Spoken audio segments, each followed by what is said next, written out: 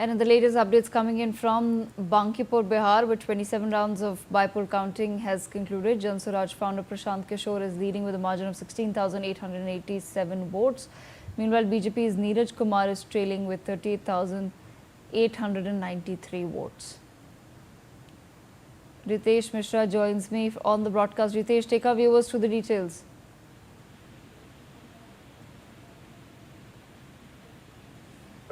बस 1 से 2 राउंड और बचे हुए हैं और उसके बाद ये डिक्लेयर हो जाएगा कि प्रशांत किशोर जो है वो ऑफिशियली उसका डिक्लेरेशन होगा कि प्रशांत किशोर बांकीपुर से जनसुराज से विजयी हुए हैं और उन्हें फिर सर्टिफिकेट देने की जो प्रोसेस जो प्रक्रिया होती है वो शुरू की जाएगी। सबसे बड़ी बात है कि लगातार प्रशांत किशोर सुबह से ही वो बढ़त बनाए रखे और कहीं भी उस पेस को उन्होंने तोड़ा नहीं, पर यही कारण है कि आज बड़ी मार्जिन से उनकी जीत हो रही है। जो सीट बीजेपी का गढ़ माना जाता था, जिसे कहा जाता था कि यहाँ पर बीजेपी को छोड़ के किसी दूसरी पार्टी का खाता तक नहीं खुल सकता है, वहां पर अगर प्रशांत किशोर ने अपना खाता खोला है तो ना सिर्फ ये बिहार की पॉलिटिक्स के लिए बल्कि देश की पॉलिटिक्स के लिए भी एक बड़ा मैसेज है।